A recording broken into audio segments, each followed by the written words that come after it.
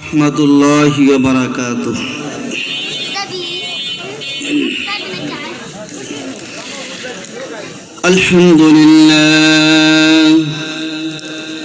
अल्हम्दुलिल्लाह नहमदुहु व नस्तईनुहु व नस्तगफिरुहु व नु'मिनु बिही व नतवक्कलु अलैहि ونعوذ بالله من شرور أنفسنا ومن سيئات أعمالنا من يهده الله فلا مضل له ومن يضلله فلا هادي له ونشهد أن لا إله إلا الله وحده لا شريك له ونشهد أن سيدنا وسندنا وحبيب ربنا وطبيب قلوبنا ومولانا محمدا عبده ورسوله الذي أرسله بالحق بشيرا ونذيرا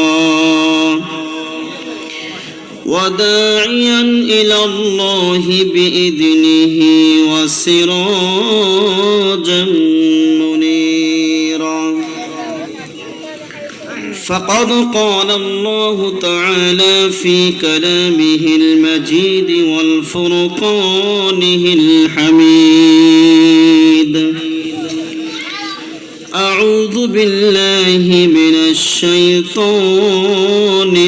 الرجيم بسم الله الرحمن الرحيم إن الله يأمر بالعدل والإحسان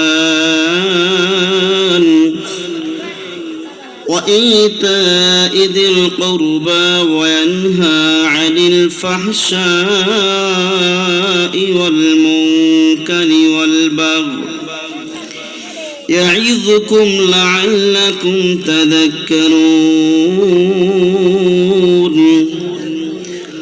وقال رسول الله صلى الله عليه وسلم كلكم راع وكلكم مسؤول عن رعيته أو كما قال عليه الصلاة والسلام আমরা সকলেই দরুদ শরীফ পড়ি আল্লাহুম্মা সাল্লি আলা মুহাম্মাদিন ওয়া আলা আলি মুহাম্মাদ كما صليت على إبراهيم وعلى آل إبراهيم إنك حميد مجيد اللهم بارك على محمد وعلى آل محمد كما باركت على إبراهيم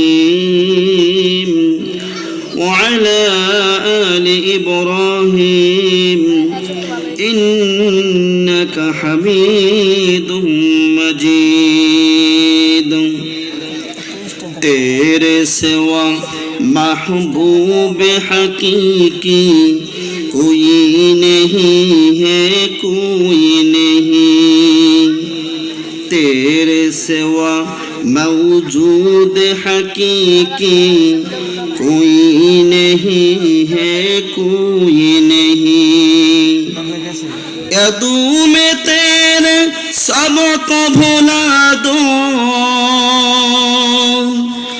यदू में तेरे सबको भुला दो कोई न मुझको याद रहे सब खुशियों को आग लगा दो सब खुशियों को आग लगा दो खानाए दिल आबाद रहे अब तू रहे बस तादू में आखिर अब तू रहे बस तादू में आखिर वुर्द जुबा आए मेरे इलाह ला इलाहा इल्लल्लाह ला इलाहा इल्लल्लाह ला इलाहा इल्लल्लाह ला इलाहा इल्लल्लाह ला इलाहा इल्लल्लाह मुहम्मदुर রাসূলুল্লাহ সাল্লাল্লাহু আলাইহি ওয়াসাল্লাম। সম্মানিত উপস্থিতি, স্টেজে বসা আছেন বিজ্ঞ উলামায়ে কেরাম এবং আমার সামনে বসা বৃদ্ধ বাবারা, যুবক ভাইরা, পর্দা আড়ালে পর্দাদিশী মা ও বোনেরা, সকলকে আমার সালাম। আসসালামু আলাইকুম ওয়া রাহমাতুল্লাহি ওয়া বারাকাতুহু।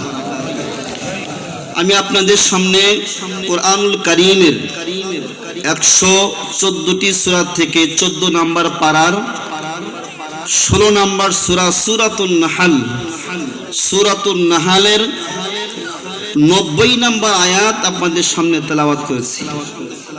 সূরাতুন নাহলের 90 নম্বর আয়াত আপনাদের সামনে তেলাওয়াত করেছি।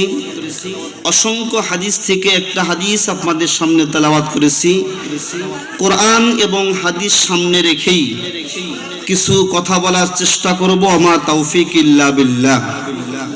প্রিয় উপস্থিতি, বয়ান তিনটা ভাগে আমি আজকে ভাগ করব। যেহেতু এখানে তাফসীরুল কোরআন মাহফিল, আমি শুধু একটা বিষয় নিয়ে কথা বলবো যদি আল্লাহ তাআলা তৌফিক দান করেন।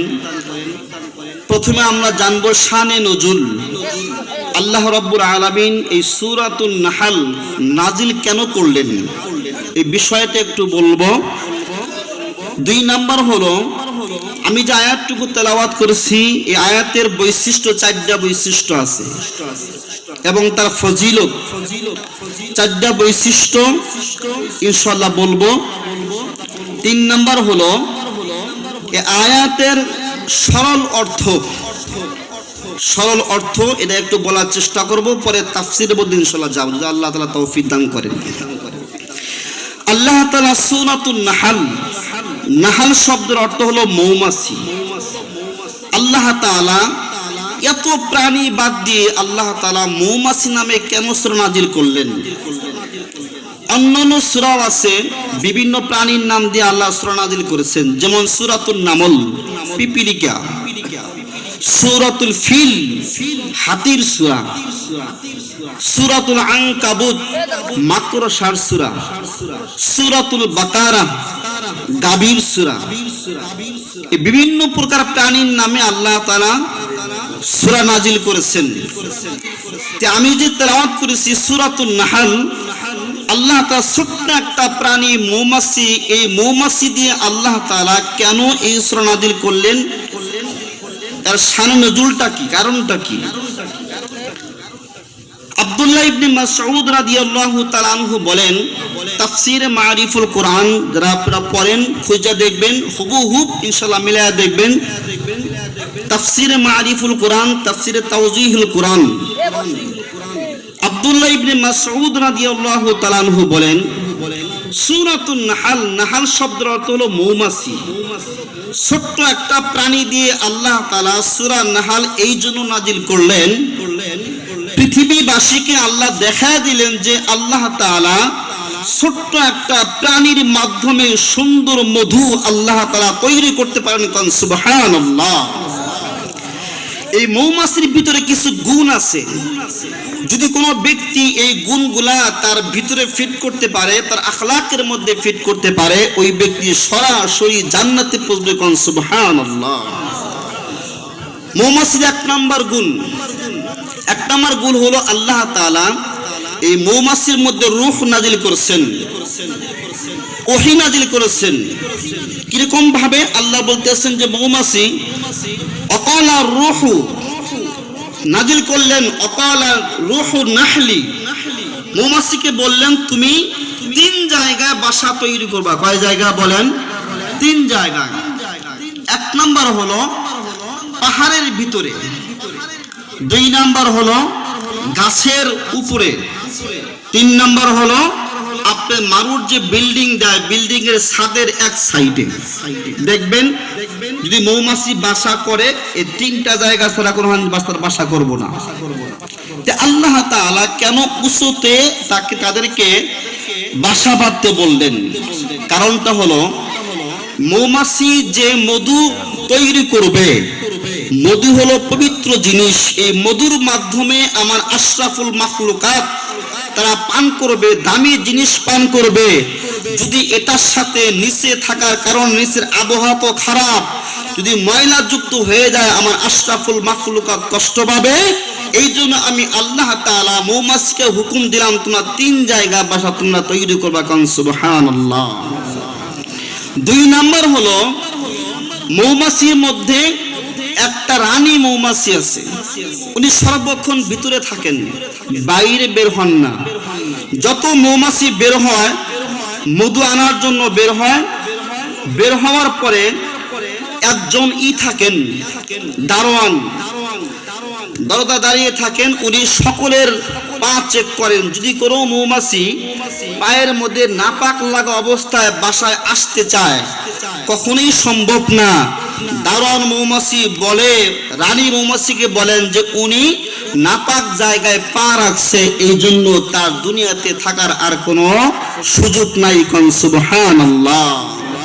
যদি কোনো বান্দা মৌমাছির মতো শুধু পাক জায়গায় পা দেয়, হালাল জায়গায় পা দেয়, সঠিক জায়গায় পা দেয়, নাপাক জায়গায় পা না দেয়, গুনাহের জায়গায় পা না দেয়, ওই ব্যক্তি আল্লাহ তাআলা ওলি হিসাবে গণ্য হবে। কোন সুবহানাল্লাহ। আর একটু জোরে বলেন সুবহানাল্লাহ। 2 নাম্বার গুণ। 3 নাম্বার হলো মৌমাছি তাদের ভিতরে 20,000-এর মতো বাসা আছে। কত বলেন?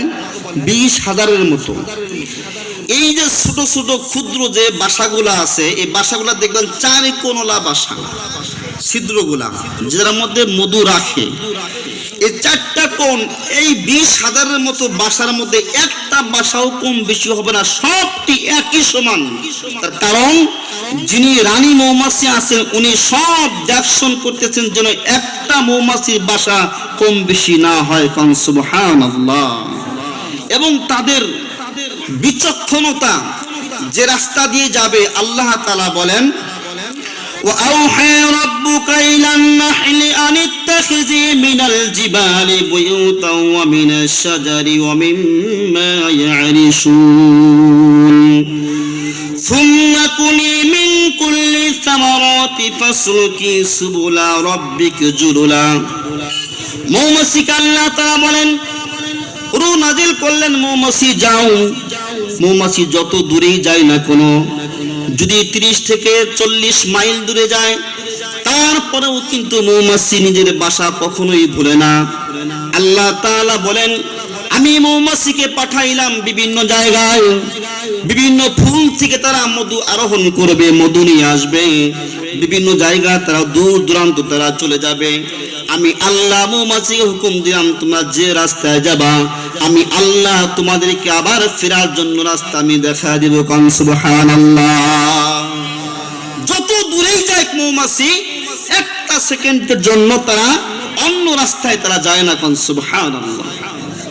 এই যে মধু নিয়ে আসলেন আল্লাহ বলেন দেখেন يخرج من بطونها شراب مختلف ألوانه فيه شفاء للناس। এই যে মধু মৌমাছি নিয়ে আসলো, মধু নিয়ে আসলো, আল্লাহ তাআলা মৌমাছি মধুর মধ্যে মানুষের এমন কিছু শিফা রেখেছেন, এমন কিছু শক্তি রেখেছেন, যিনি মধু পান করবেন তার ব্রেন শক্তি বেড়ে যাবে, যিনি মধু পান করবেন তার শক্তি বেড়ে যাবে, যিনি মধু পান করবেন চেহারা সুন্দর হবে। আল্লাহ তাআলা বলেন এই মৌমাছিগুলো বিভিন্ন প্রকার ঋতুর কারণে তাদের পেট থেকে আল্লাহ বলেন বুতুনিহা শারাবুম মুখতালিফুন আলওয়ানুহা, বুতুনুহা তো পেট, শারাবুম মুখতালিফুন তারা বিভিন্ন প্রকার মধু দিয়ে থাকেন। কোন সুবহানাল্লাহ। এক এক সময় মৌমাছি এক এক মধুর রং দিয়ে থাকে এবং যে জায়গা দিয়ে যায় একই জায়গা তারা চলে আসে, একটু তারা কম বেশি করে না। এক একজনের বাসা ওই যার যে বাসা ওই বাসায় গিয়ে ঢুকবে, অন্য বাসায় কেউ ঢুকবে না। প্রিয় উপস্থিতি, মৌমাছির মধ্যে আল্লাহ তাআলা এমন একটা আড়া দিয়ে দিয়েছেন, যখন গাছের সাথে লাগায় দেখবেন বাসা পুরো ফেললেও কিন্তু আসল যে লাগান সেটা কিন্তু সরে না। কি কোন ঠিক না ঠিক বলেন? লাগাই থাকে। কিন্তু এই দায়িত্ব দিয়েছেন কে বলেন? আল্লাহ। এই শক্তি দিয়েছেন কে? আল্লাহ। এজন্য আল্লাহ তাআলা বলেন ছোট্ট একটা প্রাণী দিয়ে আমি এই জন্য উদাহরণ দিলাম যে কাফের এবং মুশরিকরা বলতে পারে, জানতে পারে যে আল্লাহ তাআলার এমন ক্ষমতা আছে, ছোট্ট একটা মাছির মাধ্যমেও বিভিন্ন প্রকার জায়গা থেকে একটা পাক জিনিস এনে আশরাফুল মাখলুকাতকে খাওয়াইতে পারেন। কোন সুবহানাল্লাহ। এটা হলো আল্লাহ তাআলার মূল মাকসাদ। এখন আসেন, এটা একটা শানের নজুল, এজন্য আল্লাহ নাজিল করেছেন। 2 নম্বর